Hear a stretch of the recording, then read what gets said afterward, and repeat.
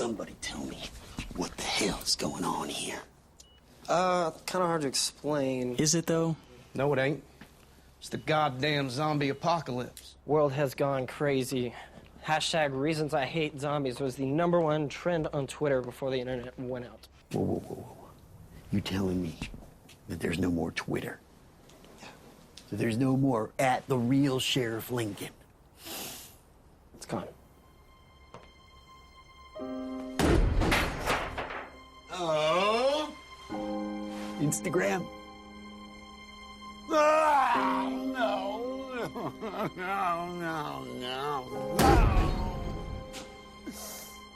Pinterest. No Tumblr. LinkedIn. Yeah, LinkedIn's still there. Nobody uses that. This is the Dave and Creech Show, the only podcast where podcaster CJ Creech and actor Dave Sheridan come together to talk all things entertainment with your favorite entertainers. Want to ask our guests a question? Tweet them to @DaveSheridan or @CJCNOV88, and they may be asked to our guests live on the show. We do have to ask you stay seated during the podcast because this ride may get a little bit hilarious. Now here's your hosts, Dave and Creech. Hey everybody, welcome to episode 5 of the Dave and Creech Show. He's Dave. I can't believe it's 5. I cannot believe it's 5 already. It's going so fast, Creech. I know, we've already got a month under our belt. It's pretty amazing. Seems like the podcast is growing up so quick. That it is. It's already past the age of my daughter. When our podcast turns 14, I don't even think it's going to talk to us anymore. It's probably not. Not at all. It's just going to ask us for money and then leave, you know? Yeah, exactly. Oh, poor Creech. That's just the attitude you have about puberty and teenage years. I don't think it's going to be like that with your daughter. Or my daughter, hopefully not. So this is going to be a fun show. We've got a little prank phone call lined up again, right? One of your classics? Yes, one of my classics from way back in 2006. Please don't tell me you're going to be laughing all over it again. Are you going to be laughing in the background again the whole time? I can neither confirm nor deny, but signs point to yes. All right. And another good thing is you went and saw 50 Shades of Black. So we're going to chat about that movie and my role and how that's doing in the box office. We've got some remake news and more remake news and remakes of remakes and sequels of prequels. It's going to be a lot of fun. Yes, so let's go ahead and get into that. That's right. Buckle up for the Dave and Creech Show. Have you had a great weekend? Yeah, I'm back home. I'm just getting slammed now. Now it's more busy because I'm still got to do the same amount of writing. And plus I also have to work on my house situation, building this house, and then on top of all the kids stuff and family stuff I got to do. So it pulls you around a lot of different directions. It was nice to be in Los Angeles where I was only focused on writing, Oh, yeah. Yeah, I could imagine. Now it's like going back to everything. Exactly, yeah. So now I'm back to there's definitely not enough time in the day. Before I was like, yeah, there's not enough time in the day, but at least I only had one thing to focus on, and not get done. I like not getting done one thing than not getting done 12 things. That is very cool. Yeah, I felt like I didn't not accomplish that much. Now I feel like a complete failure when you don't accomplish all 12 things. I guess when I just fail at one thing, it's like, yeah, it's not that bad. I almost got it done. So now we're back to like episode 2 of Dave and Creech, Dave Sheridan, right? Pretty much, yeah. Anyway, no big deal, man. So it's been a good week, though. It's been a busy week. I saw The Revenant this weekend. It was long, like 3 hours. I don't care how good a movie is. That's too long for any movie. You know what I mean? To me, it's like just 2 hours. A little under 2 hours. 1.5 hours is good enough for me. So. Yeah, well, I saw a almost 3-hour-long movie myself this week, and I actually got a chance to check out Straight Outta Compton. That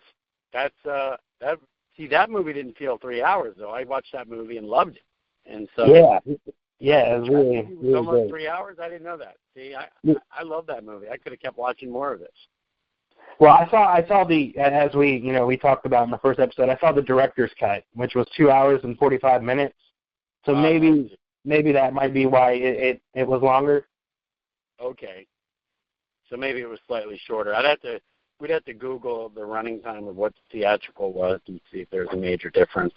Then we can go all the way back and circle back to that whole director's cut versus the release and what is a real director's cut at this point nowadays, Yeah, well, I still haven't watched the original R-rated cut, but it seemed like they put more. There was quite a few full performances in the version I watched, so maybe they just extended the performances in the movie. Who was the director that got a cut? I cannot remember his name. Oh, see, well deserving of that man or woman to get a cut. Sounds to me like they've really earned it. You don't even know his name. I really highly doubt it's the director's cut versus just, here's a longer version so that we can sell more DVDs or whatever it is, Because what did you watch it on? Did you watch a download? Did you watch a kind of pirated thing? What was it? Come on, you can be honest. I watched the digital copy, like the digital, off the iTunes or whatever. So you rented it or bought it? Bought it. How much do they charge to buy something on iTunes? It varies, but usually it can be anywhere. I mean, most new movies are like $14 to $19. What?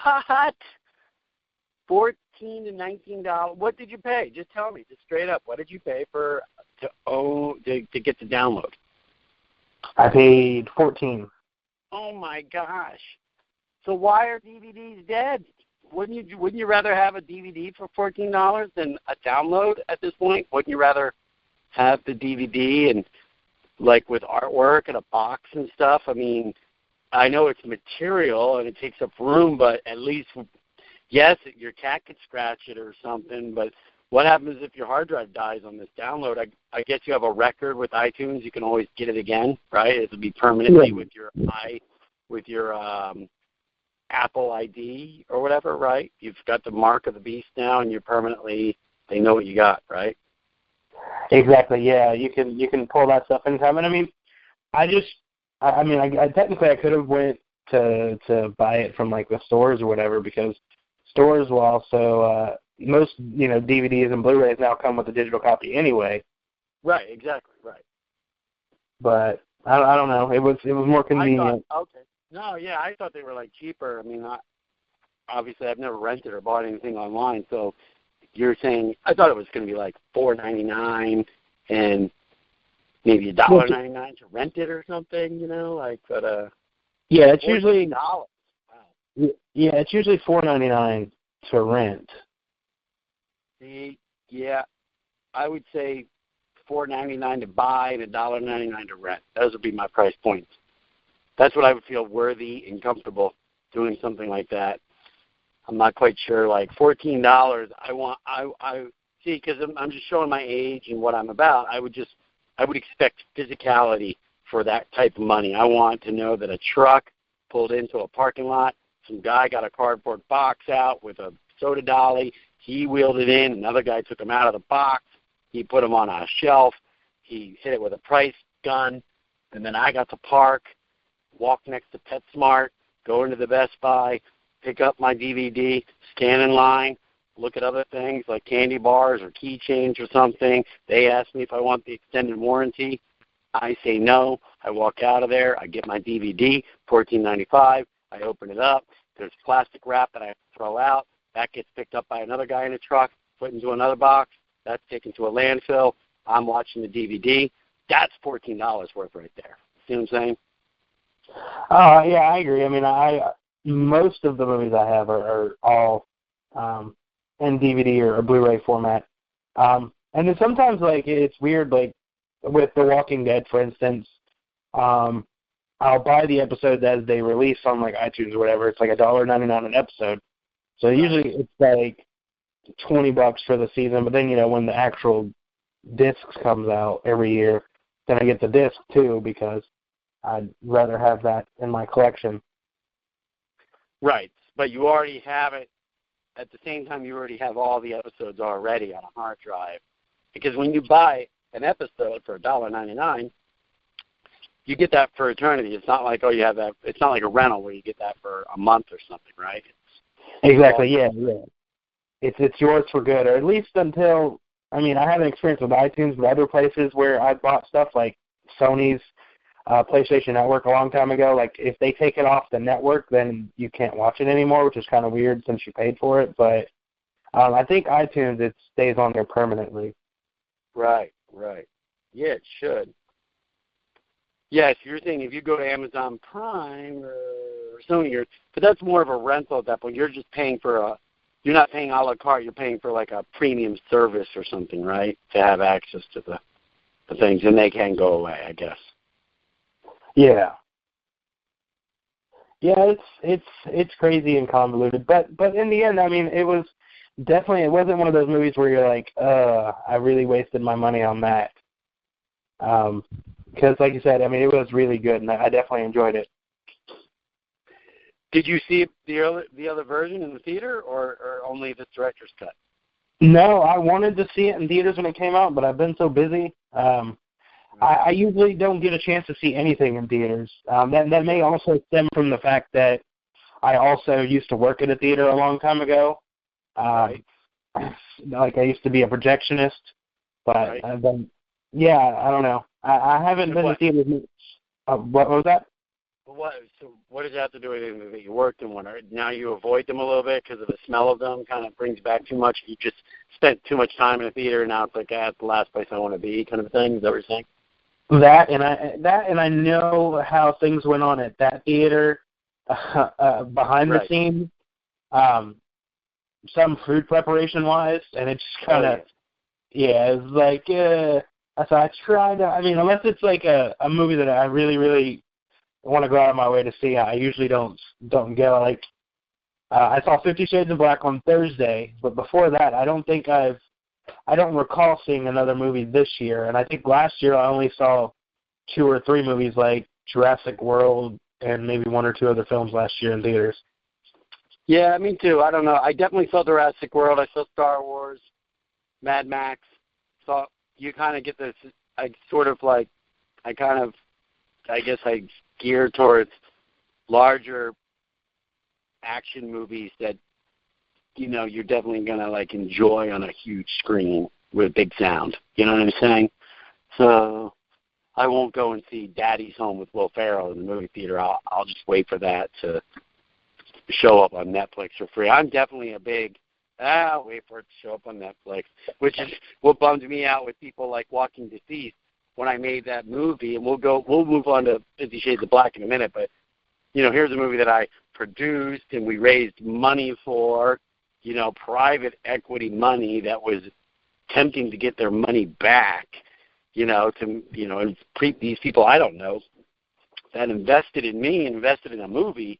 I wanted to definitely see them get their money back. So I was at least thinking, you know, family members or friends would go out and buy the DVD or go see it in the movie theater because it was in 10 theaters. My brother and sister did go to the movie theater and see it. They went outside Philadelphia and watched it. And I forgot to have them get me a poster, but I had posters already. But it would have been nice to get the actual poster from it, one that was displayed, or at least I forgot to tell them to take a photo next to the poster. But anyway, long story short was when it dropped on Netflix, and it was literally free at that point to any jackass that had the $7.99, $8.99 subscription, that's when I was getting flooded with very close friends and family members and aunts and cousins. Oh, my gosh, I saw it on Netflix and blah, blah. And I was like, oh, really? You were waiting for it to, you know, I understand waiting for other movies of somebody you don't know, and you don't, you know, you have no reason to want them to get their investors back some money, but you figure my family and stuff, if they knew I was on the hook for money on that was invested into a movie, that they would have supported it. You know what I mean? When there was an opportunity. But maybe a lot of them might not have understood that, watching something on Netflix does not earn any money towards any of the films that you see on Netflix. That all goes to Netflix. There's no residuals. There's no, you know what I'm saying? It's like they pay a little tiny fee, and it's getting tinier and tinier by the year because Netflix is doing their own original stuff, first of all. That takes up some landscape, and also when the more power somebody has, they're going to sort of levy that power onto you in a sort of 8,000-pound gorilla way and say, like, well, we're not paying you. Eventually people are going to be paying Netflix just to have their stuff on Netflix.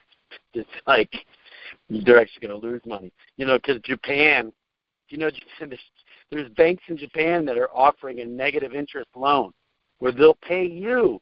They will pay you to go get a loan with their bank. That's crazy. It's like, you want to make money? Take money out of our bank and make money. We'll pay you, to take money. Now, I don't know how long that negative interest goes. Maybe it's a 1-year negative interest, and then it starts collecting. But it's pretty funny to see a bank giving negative interest, meaning they're paying you to take money out. So I like that. I like that world. It would be like having ice cream stores paying me to have scoops of ice cream. Hey, man. You go to like Stone Cold or whatever, right? Is it called Stone Cold? Or is that the wrestler? Oh, it's Cold Stone. I would love to see Stone Cold Steve Austin working at a Cold Stone restaurant. You know what I'm saying? I would love to see that. That would really be a dyslexia manufacturing facility right there. Oh, yeah, definitely. And if it makes you feel better, I actually bought Walking Deceased when it came out at Walmart. Of course, Charleston is not a major film market, so there was no theaters that I know of in the state that was showing it. But no, it was only in 10 theaters. It was in 10 theaters, mostly in L.A. and New York, some in Texas. Yeah. Well, thank you. I know you bought it. I know that. Yes, you supported me. You're not like my family. You're better than my family, Creech. You and I are the family now. Yeah, exactly. We're a podcast family. Yeah. So let's see. Or what were we going to circle back to? 50 Shades of Black. You went to a Thursday night screening of it, correct? I did. Trying to get a little extra, just trying to squeeze that lemon out. And are you by your laptop right now? I am. So what was the weekend tally? I mean, they were talking like maybe 7 million or 6.5 million. Where did they come in at? I wonder. It looks like the estimates right now are at a pinch over 6 million. Ooh, that sort of stings, man. So what place did it come in? Is it like fifth? It's not in third, or what? Is there a ranking? The placing's not the greatest. I mean, I don't know how much they spent on advertising, but right now it said it was budgeted. The film alone was $5 million. So I would say more. I would say 7 million, but it could be 5. I think they took some money back. I think they it was originally 7, and they might have pulled some money out and said, "Now we're only going to give you 5." But and then the P&A, I couldn't tell you. It was a lot. I think people saw a lot of it. So I would say it's probably closer to 10, maybe 15 in P&A. So they're probably on the hook for 20. And they might be a shout. They might get there. 6. But it all depends on what else keeps coming out and word of mouth, because I do believe you saw the movie. I think this movie is much more the validity of this comedy should earn itself more than $6 million, right? I agree. Yeah, I mean, I think what really hurt it was there was a major movie to come out this weekend, in Kung Fu Panda 3. I believe that. Yeah, I really think that if there was a choice between Kung Fu Panda 3 and 50 Shades of Black, I really believe that there were so many families and their kids just sort of Oh, it's one or the other. I don't know. You're right. I think you're right, Creech. I think that really killed us. I don't know. I don't know if that you're not the audience is. I harken back to last week's episode, and I don't know if I brought that up, but did I bring up the fact that like I was curious on how this would do with the audience being when you make a spoof movie or a parody movie, you tend to want to hit the same audience that went to go see that said movie. Did we talk about that? Yes. Well, no, I don't think it was last week's, but it was definitely, I believe actually that was the first week's episode. Oh, okay. You know, this was the first time that I was involved in a spoof or a parody that we were making a movie that was not for the people that actually saw the movie that we were making fun of, because the fans of 50 Shades of Grey, and I know there are some, look, there's always going to be some bleed over and crossover, but the real audience of 50 Shades of Grey that made it $600 million around the world were 50 to 70-year-old white women. And that is 100% fact, okay? And then there's other women scattered in there. First of all, it's a large portion of it is women. I really highly doubt any straight guys really went there unless they thought it was some sort of date movie and they were going to get a hand job in the theater, or, you know, they didn't realize they were on some sort of platonic Catwoman date, and they thought it was a date, but they're in the friend zone. You know what I'm saying? There might have been some friend zone crap happening if the guys went there. The bottom line is majority of the film goers for 50 Shades of Grey was older women, whether they were singled or married, but they might have gone as groups of women or they've gone by themselves. I doubt they went by themselves with a trench coat and a bag of popcorn or something. But that is not the audience that goes and sees a Marlon Wayans. You know what I mean? So that crossover, that lack of crossover, that there's a certain amount of, you know, yeah, people are aware of 50 Shades of Grey, but it's not the same audience. So you're not having that sort of drive of, oh my God, I love 50 Shades of Grey, and they're spoofing it. This is going to be hilarious. It was more about people that went, oh my God, 50 Shades of Grey. That looks so shitty. I hated that. I would have never gone to see that movie. Oh yeah, this looks hilarious that he's going to fucking spoof it.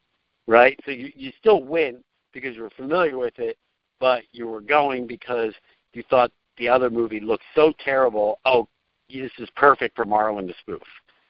So, but like I told my wife, I said, and this is just me, I never saw 50 Shades of Grey, but they told me that 50 Shades of Black was based on 50 Shades of Grey in terms of the story. It almost mimics it, scene for scene.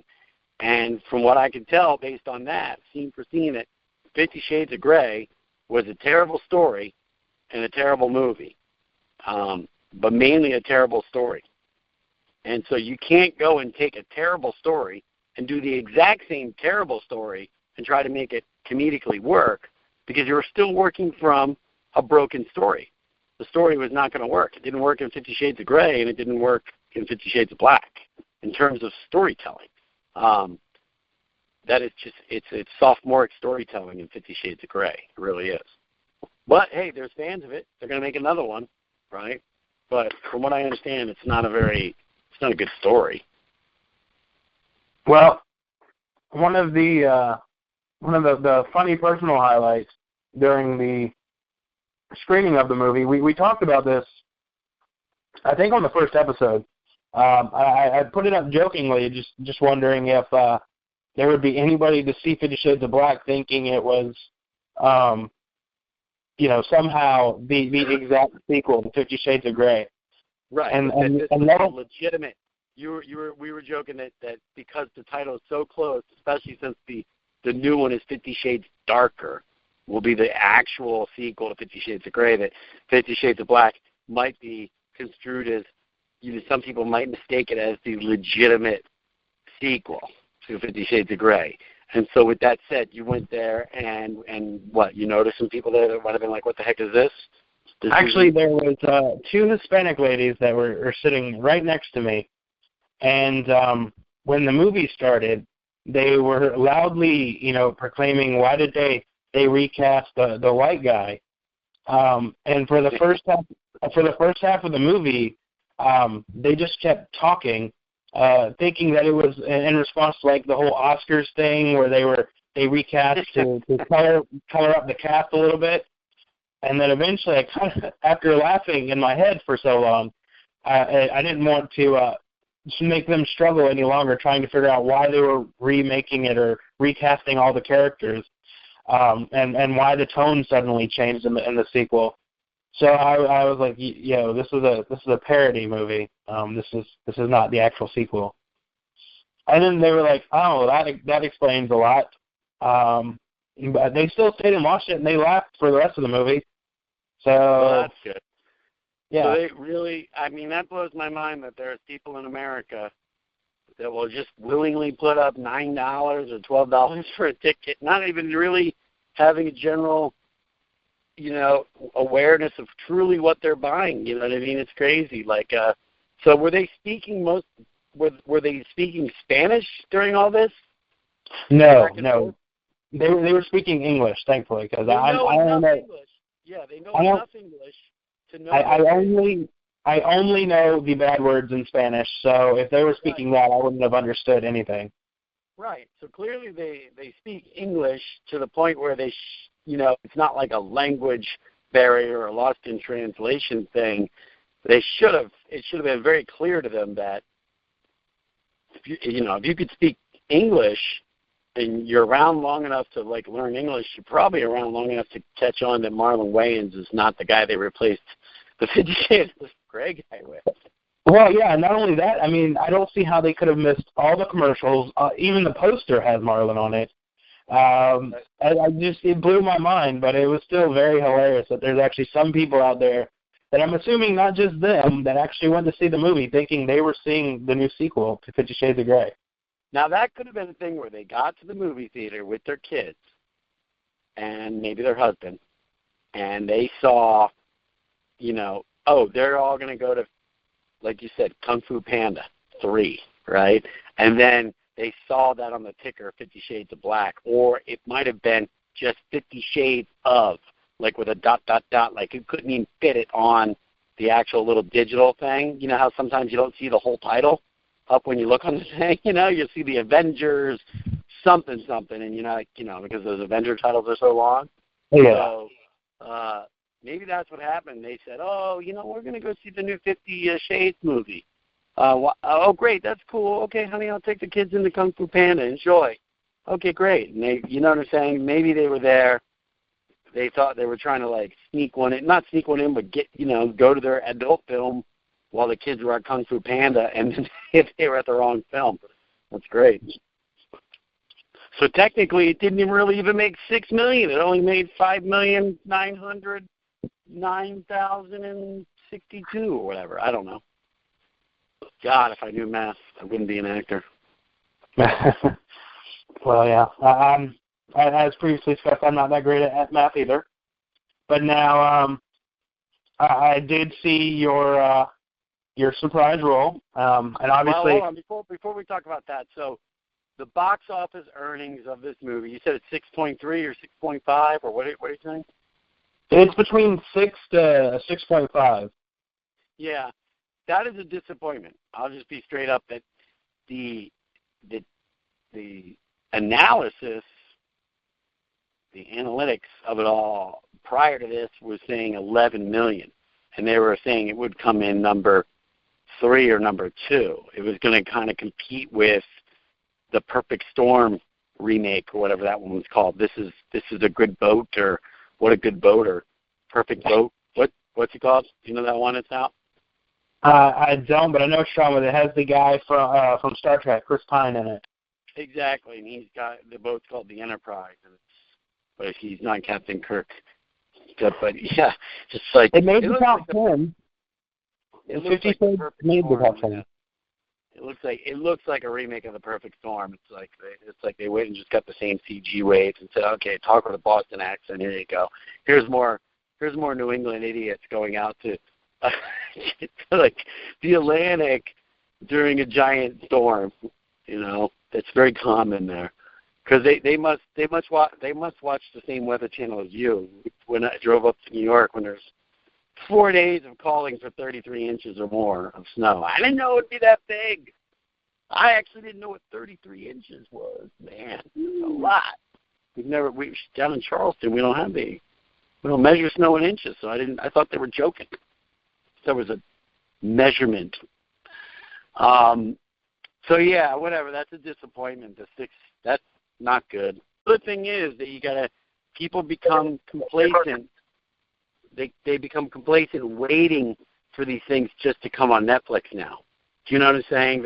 They are also mindful of their own dollar and what they have to spend money on, where their money goes, and this might just automatically be filed into, man, I really want to see this thing. The moment it hits Netflix, I'm going to watch it. So this might be a movie that just basically tracks, for 4 months on Netflix as a very popular movie, But that doesn't earn the filmmakers any money. It doesn't earn the studio back any money.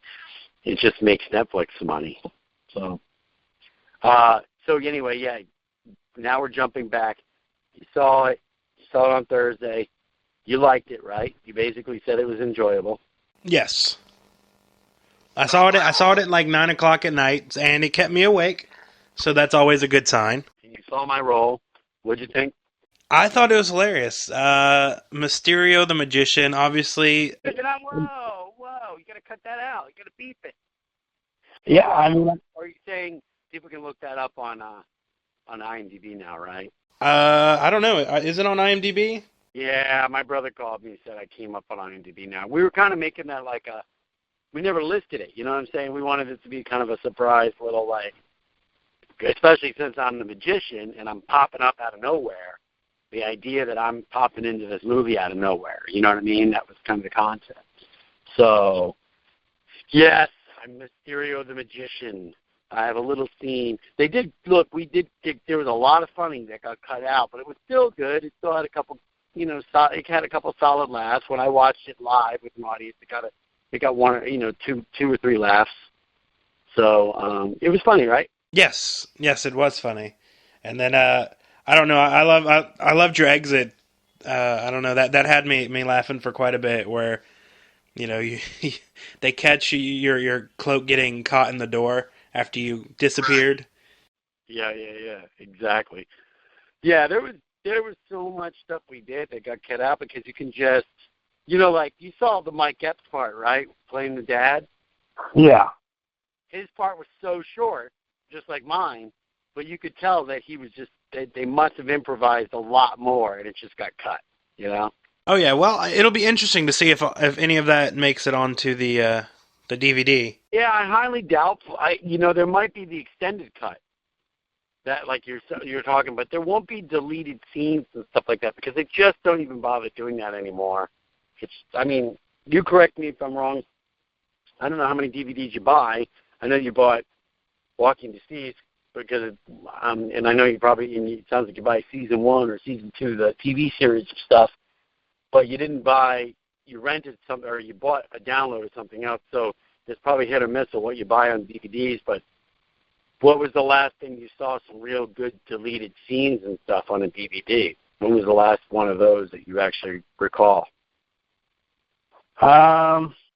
Movie-wise, actually, it's been a really long time. Probably The Devil's Rejects. That was 2005. That was 12 years ago. Yeah, there was, because at least there was 45 minutes. There was almost a whole other movie of deleted scenes with that.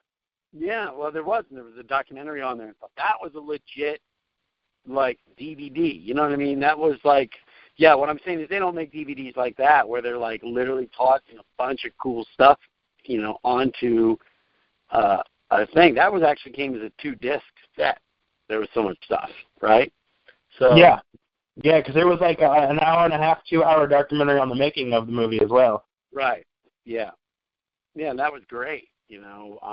Obviously you have to have somebody that's truly really into themselves to want to put so much out extra.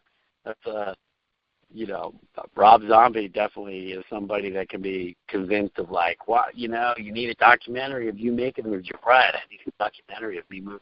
You should put out a book too with your script notes on. You're right, I should.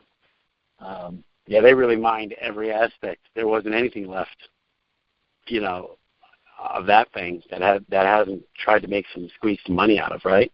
Yeah, well, and Rob did that too for Halloween, the remake, the first one he did, because there was like a 3-hour-long documentary on the making of that film. I can imagine. It should be 3 hours. It's very important stuff. When you're remaking something that's been remade, so you're doing the third remake of the remake, and you're basically doing it very similar but different because we're using a different camera, and I have a bigger guy playing Michael Myers, but for the most part, a lot of it's very similar.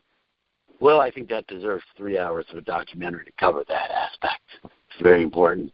What I'm doing here is, I know you could say Kubrick, he's original, but what I'm doing here deserves way more than Kubrick. It's give Kubrick 2 hours of a documentary in Heart of Darkness. I deserve 3 for my Halloween, for the 15th version of Halloween.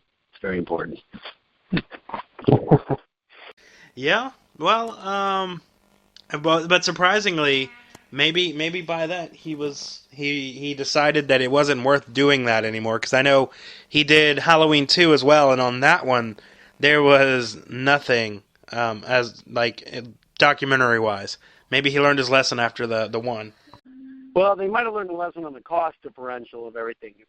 I don't think it was a lesson of ego. It was probably a lesson of Miramax being like, okay, we did your documentary thing. That was $60,000, from soup to nut, paying camera guys and the guy to edit it and the guy to put it together and color correct it, sound design it, and all the bonuses. And that's what I said, like, the reason they're cutting all this crap out of DVDs is just because of the financial aspect of putting all that stuff onto a DVD, the production aspect of having someone even author it versus just slapping on.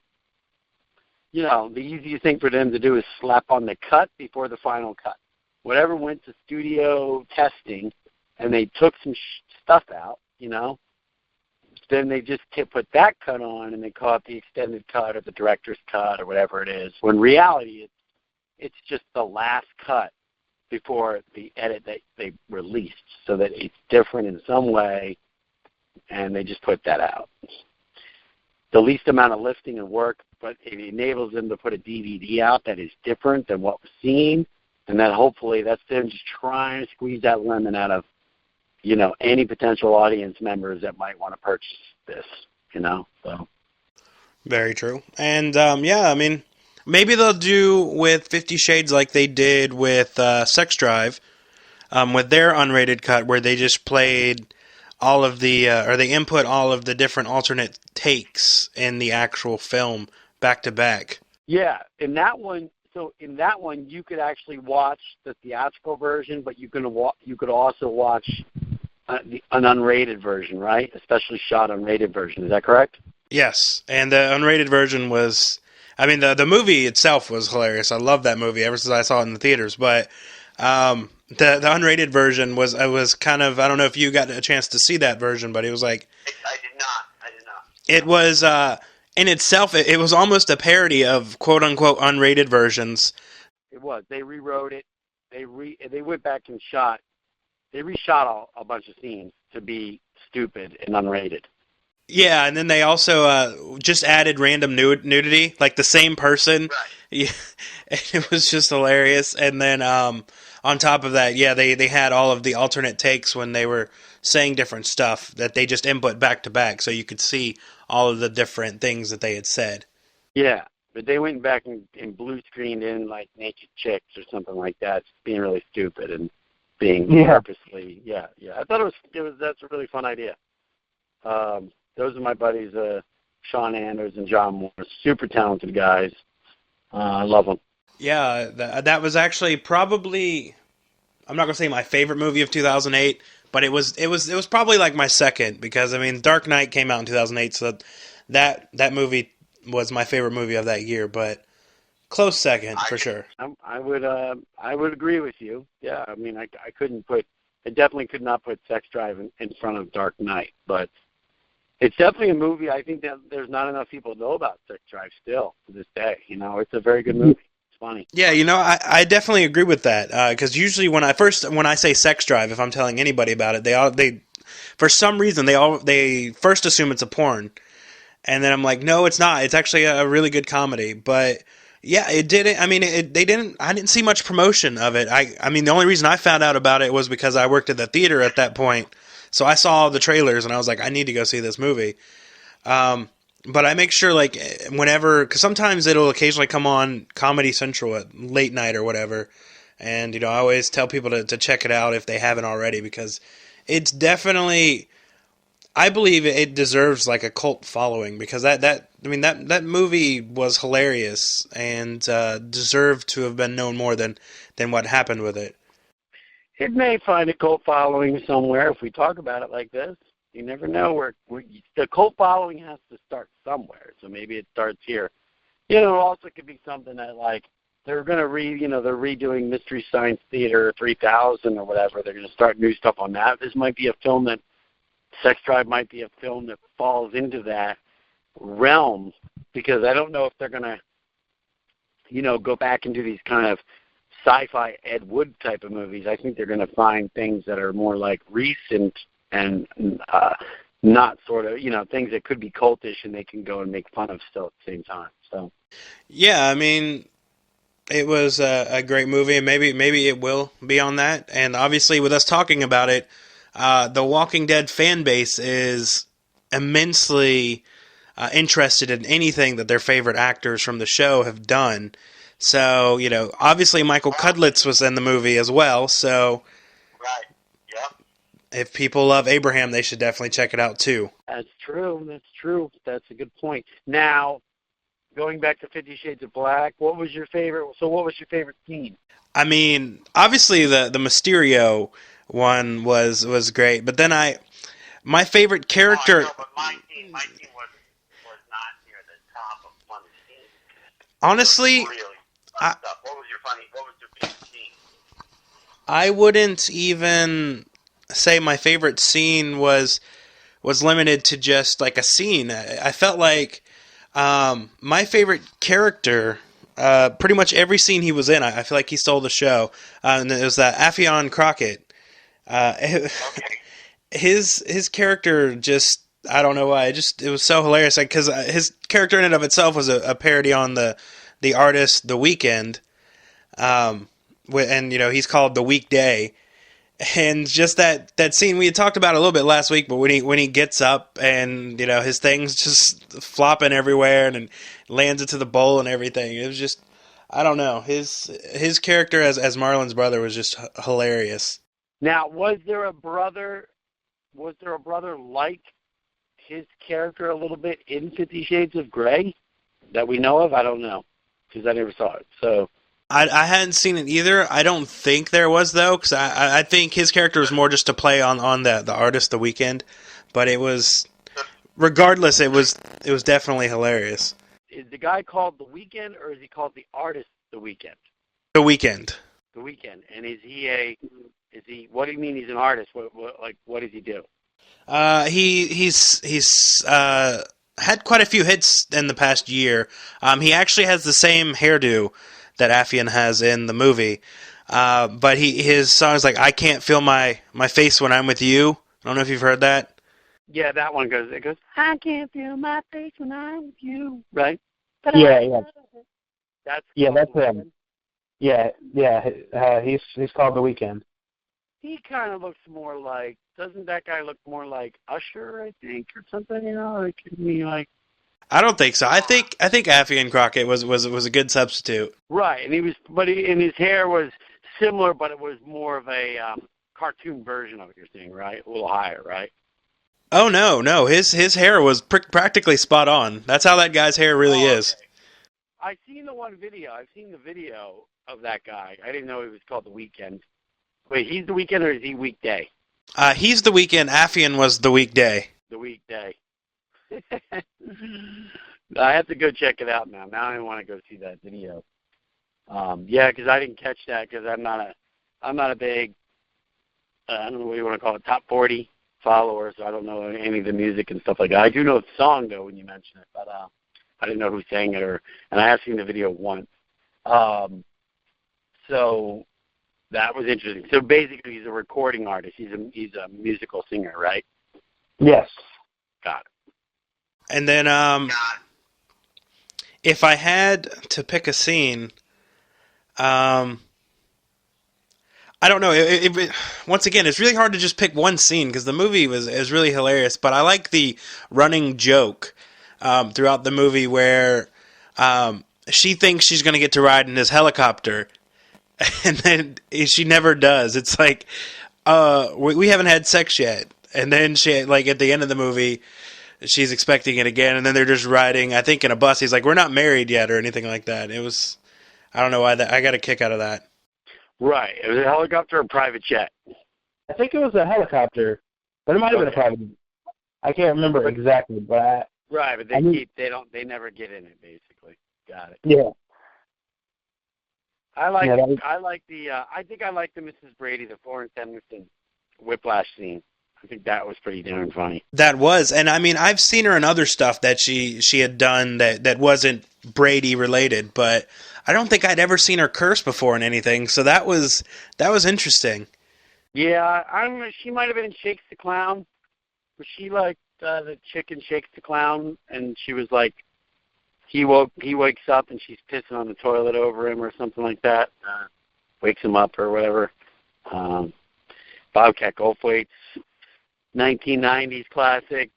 You know, it's been I've been told it's the Citizen Kane of rodeo clown movies. So, no, Citizen Kane of drunken clown movies. That was because there's so many drunken clown movies, right? So, well, that's good. So you give the movie a thumbs up. You want to tell people to go see it. It deserves way more than $6.5 million. So if I understand people had to go see Kung Fu Panda 3. I understand that there's things to do. We get that there's inclement weather out there throughout the United States. There's the caucus thing going on somewhere in one of those counties that makes potatoes or corn or something. So people got to do what they got to do. But we really want people to go out and see this 50 Shades of Black in the big screen because it's funny. I agree. It's definitely worth like the $5 to $9 you're going to spend on a ticket. You definitely will not regret it. I know our fans over in the UK don't get it until February, but everybody that's listening in America should go see it this week or weekend. Yeah, I'm sure there's a link somewhere in the world now that it's out that somebody in the UK can get it or Russia. You know what I mean? Like they get this stuff. You could definitely see it on the internet. I'd rather you didn't because I want the movie to make money. But at the same time, I totally understand if that's your prerogative to go and check it out in that way. I still think you would enjoy it, and I'm glad that you would even, I'm humbled to have you even pirate the movie from us. Well, and maybe they can make it up. If they pirate, they have to at least refer 10 friends to go see it in the theaters. Yeah, 10 fans. At least shoot us something on Twitter that say you went and saw it, even if you downloaded it illegally. I don't care. I just want to know that fans are pleased. That just warms my heart. Exactly, and if they check out Marlon's Twitter page, I mean, there's thousands of positive tweets. Of course, there's a couple of negatives, but Marlon actually retweeted those as well. But you can see it's overwhelmingly positive reactions to the film. So, I mean, if you don't take our word for it, and you have Marlon's, and pretty much I think the director was tweeting the compliments as well.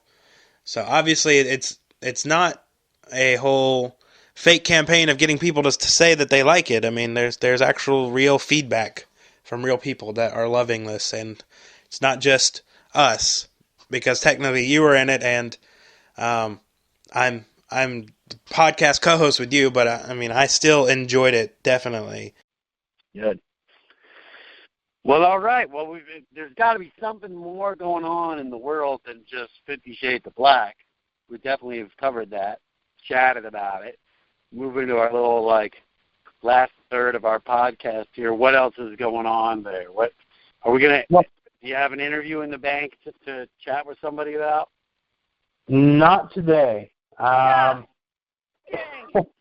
However, I feel like our podcast willed some evil little film into existence with us talking about it last week, which bears mentioning.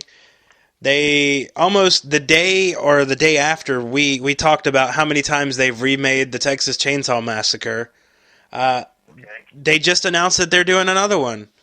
That's going to be a remake / prequel. And yet it's going to take place in the same time frame of the original in the 70s, yet they're going to make Leatherface a teenager, which is very odd. So it's young Leatherface. It's the Adventures of Young Leatherface, starring Timmy McGinley. Starring little Timmy McGinley and his dog, Cujo. Cujo the puppy and young Leatherface are out on a little adventure collecting cans for the recycling bin. But they've come across some hitchhikers. And this is where we open. I don't know. So it's going to be, the teenager guy. He's the loner in high school. His kids, all the friends make fun of him. He lives in this freaky fucking little out-of-the-way place with his little family. Of course, the girl that he pines for and the fucking douchebags that made fun of him, they stop in to get gas, right? Exactly. Probably something along those lines. But I find it really weird since they're wanting it to be in the same time frame of the original, which definitely took place in the 70s, and Leatherface was definitely an adult, to now having him in the 70s with him being a young teenager. It's kind of weird. Well, now they'll have to have it more early 70s, maybe, but, I think they're trying to make it in the 70s. The one good thing about setting a horror movie in the 70s is you bypass the whole cell phone issue. You bypass the whole new media issue of everyone's got a camera, everyone has a nav system, everyone has a map, everyone has the internet, everyone has a phone within their pocket. We all have that Swiss Army knife of, oh, fuck, there's a killer. Oh, wait, I'll just call 911. That's you know what I'm saying? And that's not just one guy. If there's 10 people in a van, then 10 people have a phone to go, oh, shit, call 911. One of us got to do it, And obviously you could be in a place where there is no cell service in those remote areas, which are definitely pocket places where crazy, creepy serial killers would be at anyway, because they're still so remote, and that's where they grow up, with pigs and things like that they just get creepy and just weird with. Does that make any sense? That does make sense. So anyway, but when you make that thing, you want to make it about teenagers. You want to make a movie about teenagers that actually talk to each other. So there's some dialogue, not teenagers that all sit in a car looking down at their phone, checking their, Snapchat accounts and their Facebook accounts, and they're not chatting with each other physically. They're chatting with each other online. That's not a good movie. You know what I mean? So now you eliminate two problems. You eliminate, by making it set in the 70s, you actually have people under 20 that actually can have a conversation with each other, and then you actually have people under 20 that don't have access to dialing 911 with a map of how to get the hell out of where they're at, with a camera to take a photo of what they're brutally seeing and posting it on their Snapchat and getting 15 million likes or whatever they do on Snapchat. I guess they get chats, 15 million snaps. Maybe they get snaps. If you put up something really good on Snapchat, what do you get, snaps or something? Man, I got 5,000 snaps on that.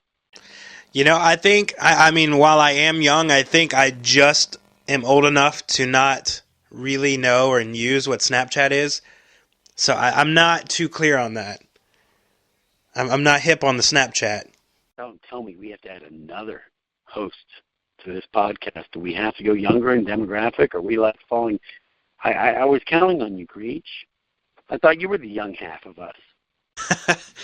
Yeah, we're gonna have to get like a 12 or 13-year-old that just chimes in, because obviously they're on their phone the entire podcast, and they're just like, "Oh yeah." I think we might have to do that. I think we might have to go get like a 13-year-old boy, just somebody that's gonna.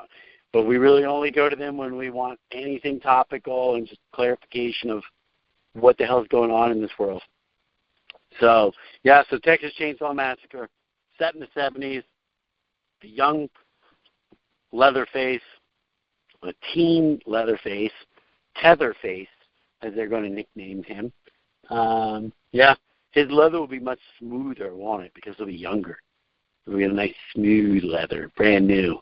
Like he literally took a brand new leather Nikes and just strapped them on his face. Nice and smooth, clean, not a smudge on him. It could very well be, and sadly enough, that's actually not the only remake that was announced last week. And this one actually had already been, apparently was filmed without nobody knowing, and they just revealed what it was, I think, over the weekend. And it's kind of like what you were talking about last week, jokingly. I swear these Hollywood people listen to what we're talking about. You had talked about, remaking a movie, the exact same movie. Well, they did that. This apparently late last year, and they are releasing a remake of Cabin Fever, which came out in like 2002, and it is a literal shot-for-shot remake of the original. Yeah, that is weird. I think I was aware of that, and it's a different cast, right? Is it the same cast? It's a different cast, but it is an exact remake. There's not any changes to it. They're working off the exact script that they used in the original, and they used the same angles and everything when they were shooting. So they just want to get younger actors, same shot. Probably, maybe it's better quality sound, better quality lighting, because that was sort of an indie movie. Maybe it's still shot for shot, but I mean, like, is Eli Roth directing it? He's not, but he's producing it. So he's producing a movie to make some other guy doing shot for shot of what he directed. That seems very odd. I don't know. What's that about? Like, what? Like you're saying, it hasn't really crossed into a generational thing. But you said 2002, so it's almost 15 years. So it'll be 15 years by the time that's. I guess you can remake. I guess maybe there should be a sequel before there's a remake, and the sequel probably should have been 4 to 5 years after. So there actually was a sequel. Oh, there was, and it went straight to DVD. It was not good. It had nothing really to do with the original, except in title and one appearance by one of the characters. But yeah, it was. It came out in like 2009. Right. Yeah, maybe they should have had Cruise Cabin Fever, maybe, right? Like it was I got a ship cruise.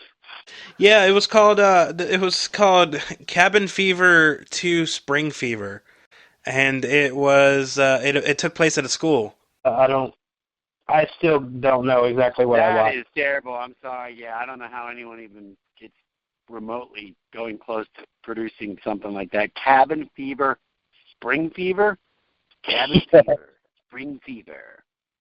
He's got. Next up is Cabin Fever, Simian Fever. It's like Dance Fever, Cabin Fever, Dance Fever. Yeah, it was horrible, and the less people see that, the better off. I feel like if anything, that tape could be like that film could be like the Ring tape, which I'm surprised they haven't remade that as already, because like with the whole, when the Ring came out, it was VHS, but now they could remake it and just have DVD. I do like the word fever though. My band Van Stone, we had a song called Cocaine Fever, and I thought that was I love that song. It was a great song. I think anything is great by putting fever on. You know what I mean? And you've got Pepsi fever, baseball fever, Bieber fever. Right? what was that? Beaver fever? Beaver fever? Bieber, like Justin Bieber. Bieber fever. Yeah. Yeah. The beaver fever. Right. Fever on anything is great. Beaver fever. Oh, man, I got a beaver fever. Right. Fever on anything is great. Fever. Oh, man, I got a fever. It's like trouble with fever. Yeah, that would. And there was actually a lot of people that apparently caught beaver fever in the late 2000s. Sure, yeah, I guess. I don't know. I didn't understand that. He's a good, talented kid. I don't blame him. Guy had it all. Good looks, great voice, could play the guitar, sing and dance, good hair. What's not to like? Good smile. Good kid. The millions of adoring females. Yeah. All well deserved, man. You know what I mean? Definitely well deserved. I don't think he was manufactured in any way. You know what I'm saying? He was a talented guy. Talented as a little kid, and he's a talented grown man, and he's probably slowing down a bit by his own accord. He's probably like, at some point he wants to get off that boat at a certain point, So I'm sure he's figuring out how to slow it down and then get a couple more albums and then basically take his $1 billion and go enjoy it out of the, away from the limelight. The limelight fever, more like it. So we got Cabin Fever is coming out. They've already shot it, shot for shot. You've got your Texas Chainsaw Massacre period piece prequel. The young Leatherface, not bad. I like it. And what else, man? Now, we do have a prank call for this one this week. Okay. And had you got a chance to hear it yet? No, did you send me a link and I didn't check it out? I did. Oh, Mother Dick. Is that what the guy says? Mother Dick? Yes. Mother Dick. I did not. I did see your email. I think it said something like talking points or something we were going to chat about. And I didn't get a chance to even look at that today. I was dang it. So, doesn't matter. We should set it up. Tell me all about this prank phone call. It's another phone call where you hear me laughing a lot, of course. But they don't hear me laughing. Wait, this is another phone call where you're actually laughing on it, right? Yes. I was in a different room, though, so they didn't hear me. It was just... I was very easily able... I guess... I don't know. I just laughed a lot when I was young. You could say it, man. Oh, were you drunk or high? Come on. I was neither, actually. Surprisingly, I was neither. I just... still laughing. Huh? And you were still laughing. You weren't drunk. I was still laughing.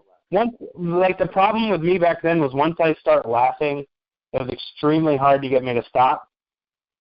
And I would just listen in on certain words, and it seemed like every time I would listen into a word, it would be something that was obviously hilarious. Like, I pick up the phone and I hear them talking about pooping on their car, and then that just sets me off again after I hadn't been listening to the conversation. That's good though. I'm glad you're an easy laugh. You might be an easy laugh, but you like to laugh. So that's good. I like people that like to laugh, and you're laughing. What annoys me though is that you become like one of those morning radio people that are laughing at their own jokes. You know what I'm saying? Like, you ever listen to the morning radio show and they're just like, man, they laugh at anything, don't they? It's just when they're as a group, they're just cackling all morning, and it's like, just stop. I just want my cup of coffee. I don't mind listening to morning radio. I want you to be funny, but I don't want you to laugh at yourself harder than you're making me laugh. Like, then I feel like I'm left out of the joke, first of all, but also I'm just like, I know they don't think they're that funny. They're just like laughing because they think they need like a laugh track. You know what I'm talking about? Yes, I do. And I've definitely heard them like go like that on radio shows too. Right, but in this particular case, You're laughing because you kind of are an easy laugh, and once you laugh, it's hard to stop laughing, and you were just hearing the random words, and you would start laughing. I think that's what makes these prank phone calls pretty funny. I actually like the fact that you're laughing on them. I think, especially when you know the setup, that it's you, and that you're in another room and you're recording, and you sort of can't control yourself. I think it's kind of funny. Yes, and this one was this one's a pretty good one. This one it's titled Janet. He's calling a lady named Janet, and I mean, the one thing that I liked about the guy that I was prank calling with, Brian, is that he would be, he would roll with the punches as well, but he would make stuff up, and 9 out of 10 times it would generally work. Like this one, he found her name in the phone book, so he called her up, and he just mentioned that she had a son, and lo and behold, she actually had a son. So it played off amazingly well. That is good. So it worked out that she had a son, and this prank phone call is entitled Janet. Let's listen in. Pick up, hurry. Hello? Yes, Janet. This is Janet, right? Yes? Yeah, I really would appreciate it if you stopped putting stuff in my car. I would really appreciate it. I'm sorry? I know, but you have to tell me that. I said I would really appreciate it if you could stop putting stuff in my car. I come outside this morning, and I don't know if it was you, or maybe if it was your son. I don't know who it was. I would really appreciate it if you stopped pooping on my car. Well, first off, I have 2 grown sons, and I don't know who you think you're talking to, but I am not bothering you in any way, shape, or form. Well, I wouldn't call you if you weren't bothering me, okay? So, could you tell me who you are? I know. You know what I'm trying not to get mad here, and you're being rude to me. You're calling me an asshole, and I don't appreciate it. I haven't said anything to you. You just called me an asshole. I did not. I heard you say it, Janet. Now, are you lying to me? Just please apologize for what you did. No, you are a very, very sick individual. What do you mean? Oh, now first you call me an asshole, then you call me sick. I didn't call you an asshole. You just said it. You called me an asshole again. All right. Well, with that one, obviously you'll have to input your feedback on the next one, the next episode, if you can find some time. I still got to send you that documentary too. I've kind of forgot about that. What documentary? The wrestling documentary.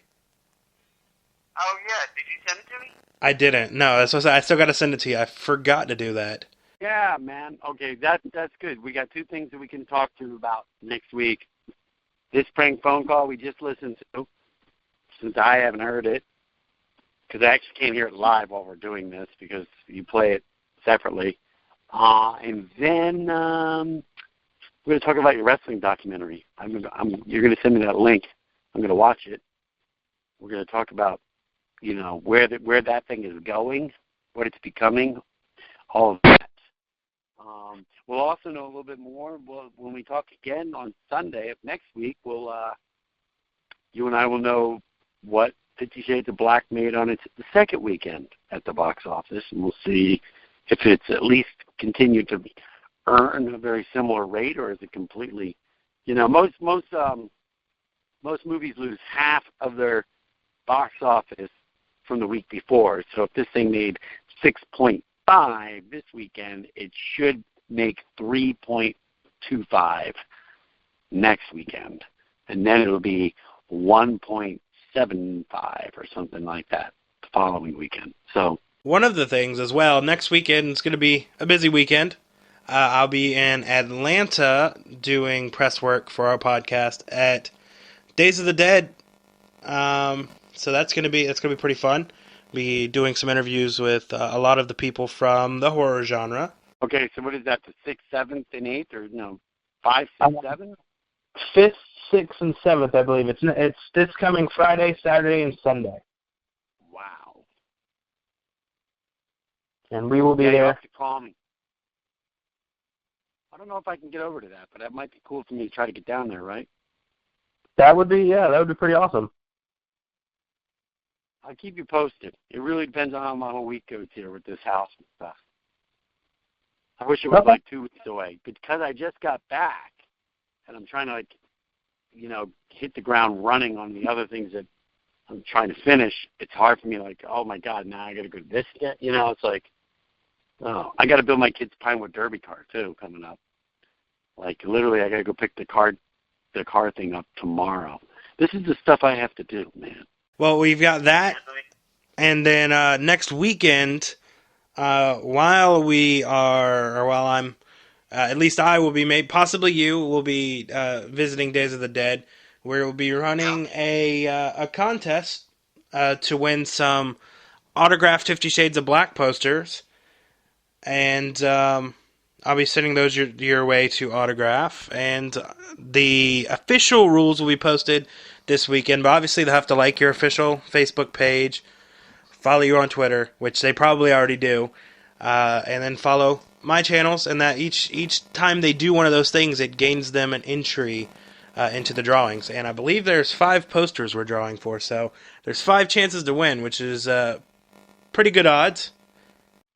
So this is what we should do. When we draw the thing, you'll give me the posters, we'll draw the winners, and I will personalize and sign them, right, to the winners.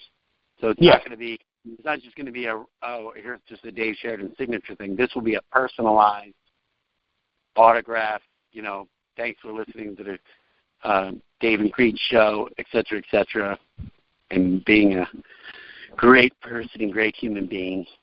Love Dave Sheridan. I love it. So you're going to get me those, and then we're going to have a drawing. So when would we have the drawing? During the week, and we're going to announce on Sunday's show? We will. What I'll do is I'll start it next week, and then I'll let the contest run for about a week to give it, a lot of people chances that maybe with on the weekend. It'll be announced in 2 shows.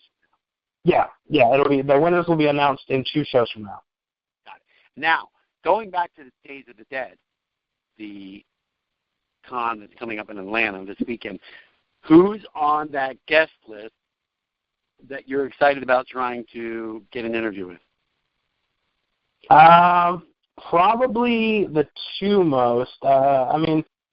I'd be pretty interested in getting China on the podcast, but I have to say Sid Haig and Bill Moseley, since one of my favorite movies in my teenage years was The Devil's Rejects.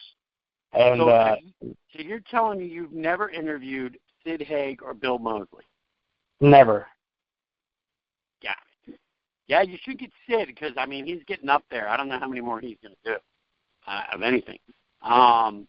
Everyone he does is a blessing, you know what I'm saying, that there's one more day left on Earth, and he's enjoying it, I'm sure. So what is in China, the wrestler, you're saying? Yeah.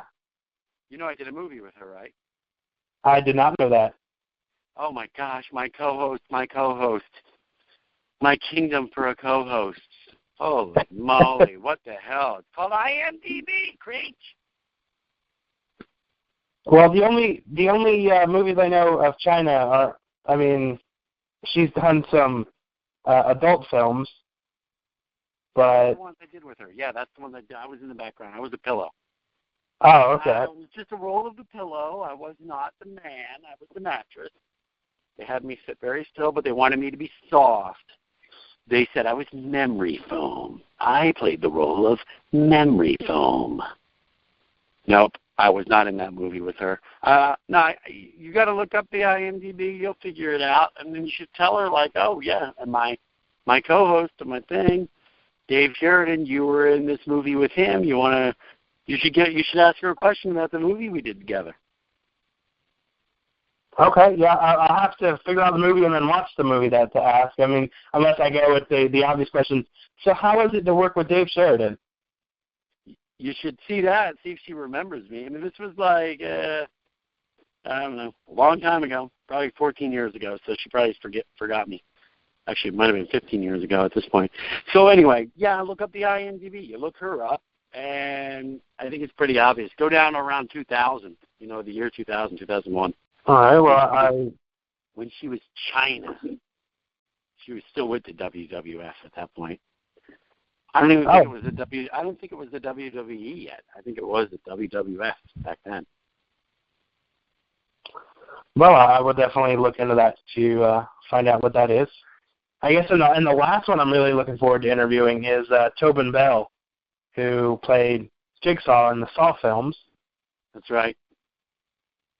Because, I mean, he's getting up there in his career. What is he American? What nationality is that guy with a name like that? I think he's American. I at least know he has an American accent.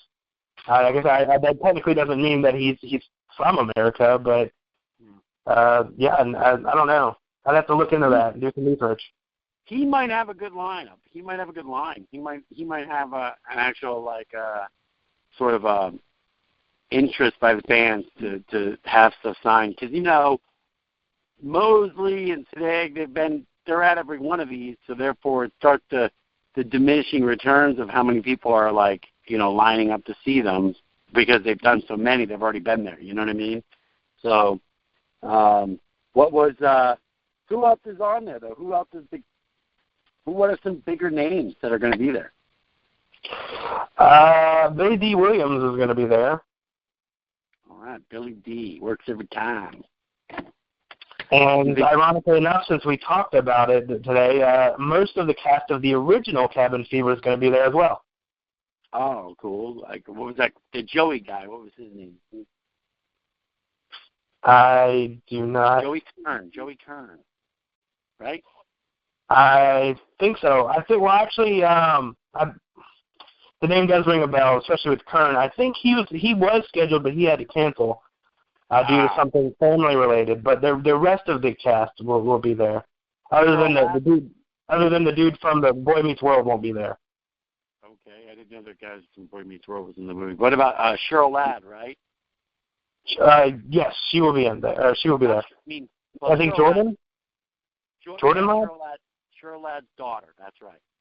That's one of the Charlie's Angels' daughters, right? Cheryl Ladd's daughter. Her name is Jordan Ladd. Jordan Ladd, yes, she will be there. Yeah, she's. I mean, I don't know how old she is now, but she looks just like her mom. She's almost a spitting image of her mom. So I like her. She's cute. I gotta go and get into the Starbucks here so I can plug my computer in for a little bit, because it is dead. My computer died on me. It's sitting in my bag right now. I got to do some writing. So I'm going to end this podcast right now. I really thank everybody for tuning in once again. This time our 5th podcast. Covered a lot of things. Do not forget, whatever Creech does to set up this contest to win a nice signed mini poster of 50 Shades of Black, personally from me, the one and only Dave Sheridan. I appreciate it. He's going to tell you what the rules are online. And so we're going to get that out there for next week. And we look forward to chatting it up again in episode 6. Shut up and sit down.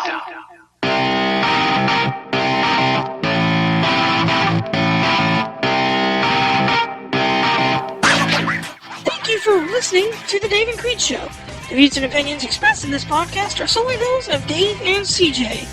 These views and opinions do not necessarily represent those of Creech Creative Productions or any of its affiliates.